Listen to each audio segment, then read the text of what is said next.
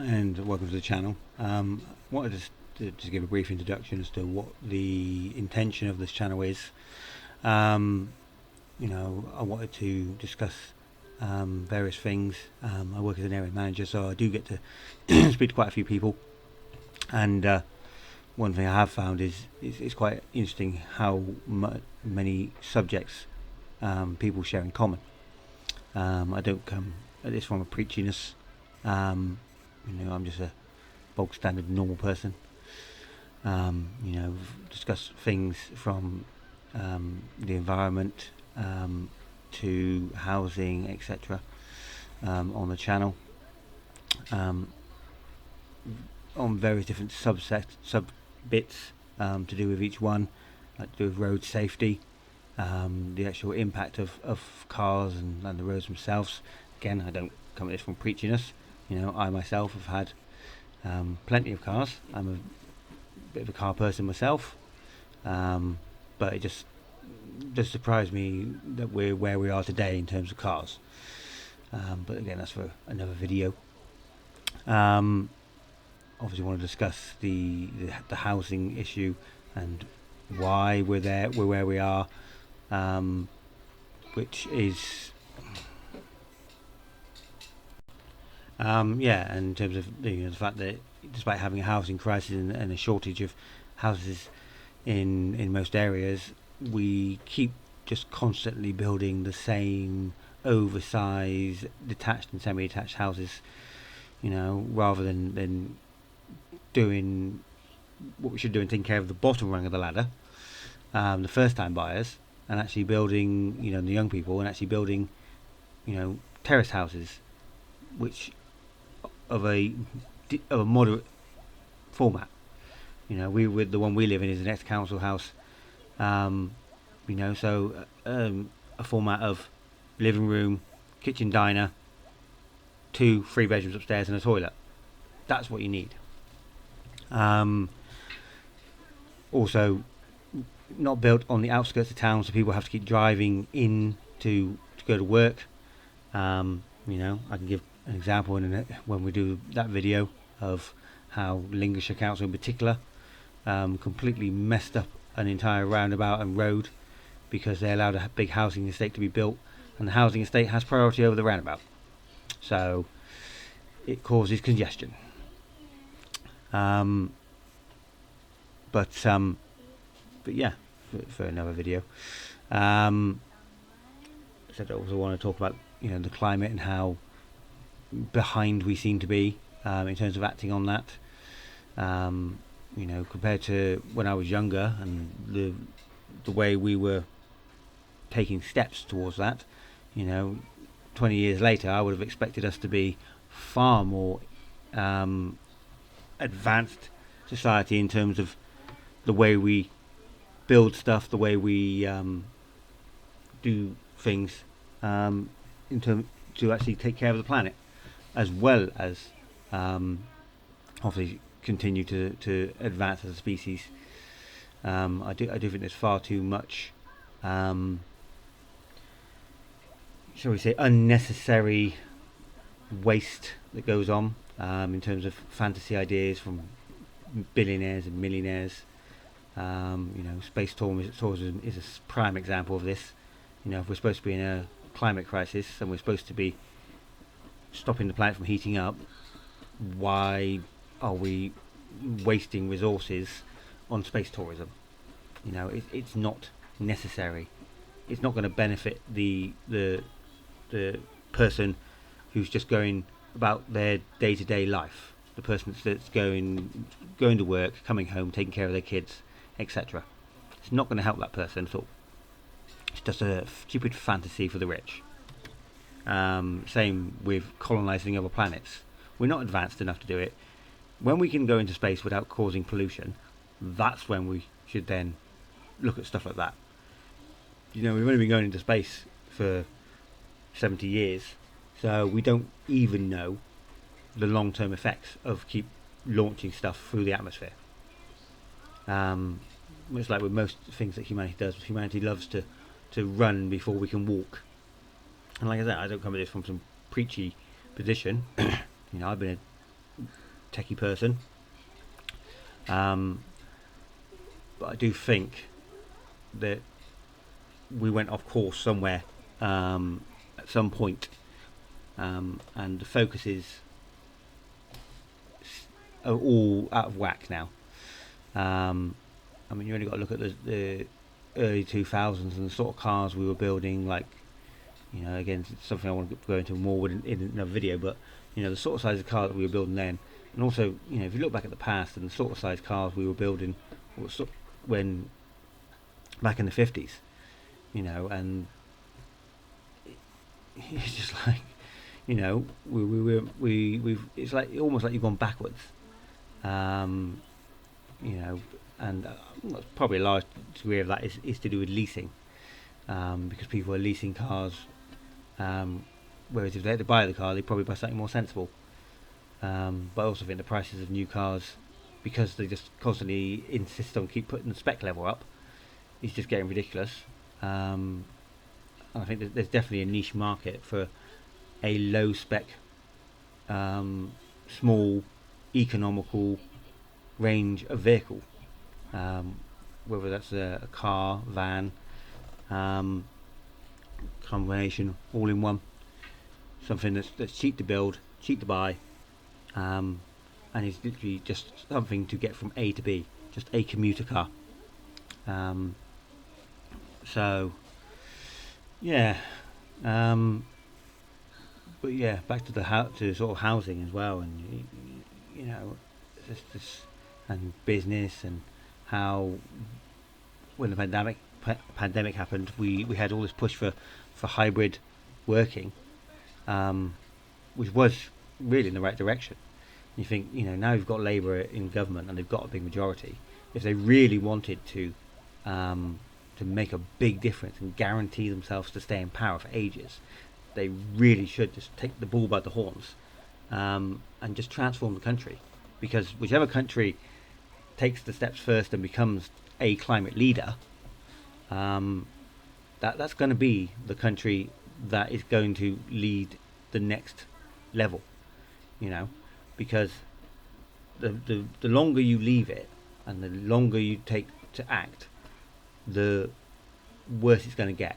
And eventually the countries are going to come to the realization, and you can do it without wrecking the economy. You don't need to damage the economy in order to actually make the changes that are necessary, because there's lots of small changes that can be made, and like I said, they don't need to be damaging to the economy. A lot of them could actually boost the economy, especially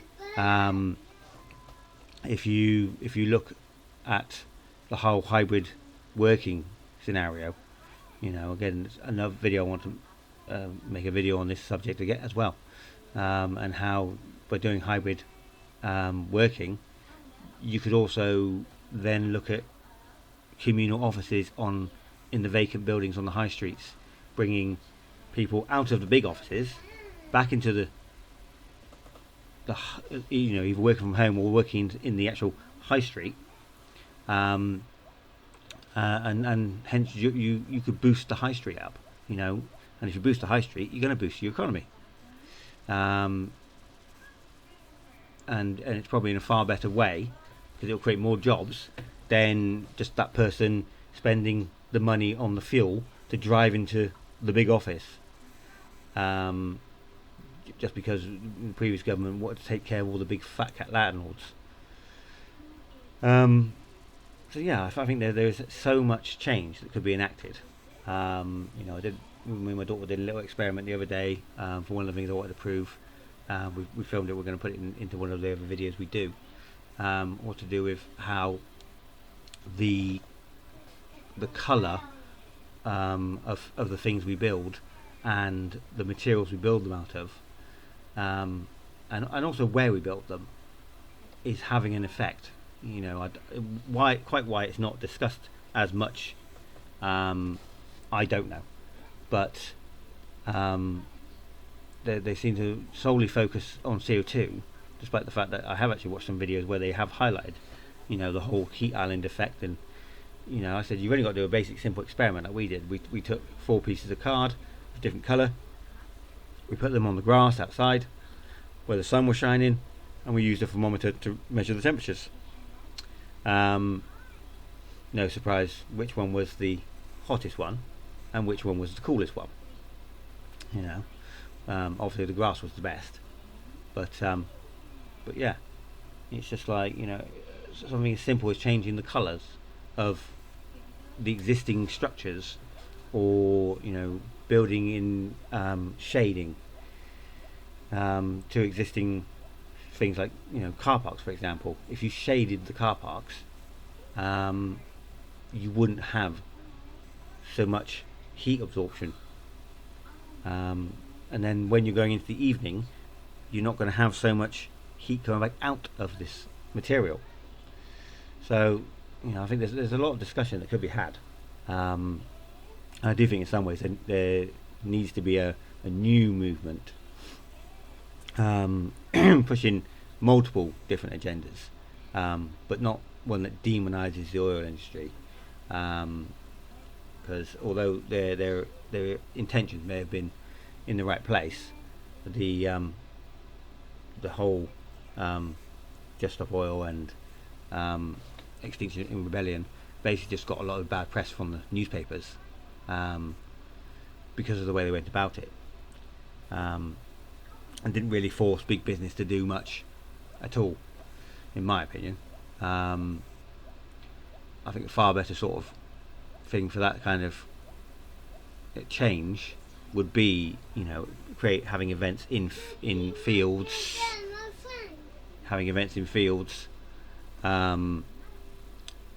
where you're not causing a nuisance as such, but you are going to make yourself, you're going to make your presence known, especially if you live stream the event, for example, and if make the event big, make it get headlines, because also that's one of the ways that you'll get big business to change. Once big business knows that they're going to have to change in order to keep their profits up, that's one way they change. The only other way they change is when they're made to.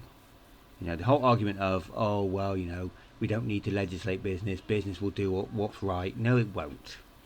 Business only cares about one thing, and that's profit and their reputation. So two things actually, and their reputation. So if they know that their reputation is going to get tarnished, then they'll change. So for example, if you had, well, I suppose you'd have to try and get the customer base on your side as well. But if you get the customer base of, let's say, Land Rover on your side, and to say, no, you know what, we don't need these big massive four-wheel drives that are being driven around by a parent and a child, for example. Again, another thing I want to discuss in another video, how really the whole taxation system is unfair, especially when it comes to the ULEZ. The whole system is unfair, really. The fact that you're taxing a nurse, let's say, for example, with a 1.5 diesel engine, small car, trying to get to work, and you're taxing her the same rate as somebody who's driving, in terms of the ULEZ anyway, in terms of the ULEZ and the congestion charge, she's paying the same as somebody driving around in a Whack and Gut Range Rover with a 3 litre diesel engine. Just isn't right, really. All of that, some fat cat from the city who's driving around in their 5 litre sports car. Again, it's not really a very fair taxation system. If these people can afford to spend all this money on this car, then let them pay a hefty tax on that car. Punish the people that are driving the big engine cars. Road safety, because they're more likely to cause an accident. Given the fact that obviously the police do say that speed is the biggest factor in accidents, and the fact that they're causing more pollution by driving this unnecessary large engine. You're potting around London, for Christ's sake. You don't need a massive engine. But again, stuff for another video. I think also one of Racing's other videos is sort of to do with speed and power of the cars nowadays, and road safety, and how we should have a big push on road safety. because every single, you can guarantee every single week you're reading articles of where some innocent family's been killed because somebody's been driving like an idiot, etc. And you get it where I live. You'll be driving at the speed limit and you've still got people overtaking you. And one particular road near us, the number of accidents there's been where people have gone into the ditch because they don't abide by the speed limit, and so they've got to keep overtaking everyone. And again, a lot of that comes down to the fact these people are buying houses outside of where they're working, and then driving obviously into work, but not leaving themselves enough time to get there. But yeah, so I want to like I said, I want to just give a little bit of an introduction to what I want to do with the channel. Hopefully, it gains some traction. It'd be nice if it did. I speak to a lot of people in my work as part of my work. A lot seem to sort of share some of the opinions I was saying. So it would be nice if the channel got some traction, and something I can do with my 4 kids, as well as doing their own channel that they wanted to do. But yeah, so thank you.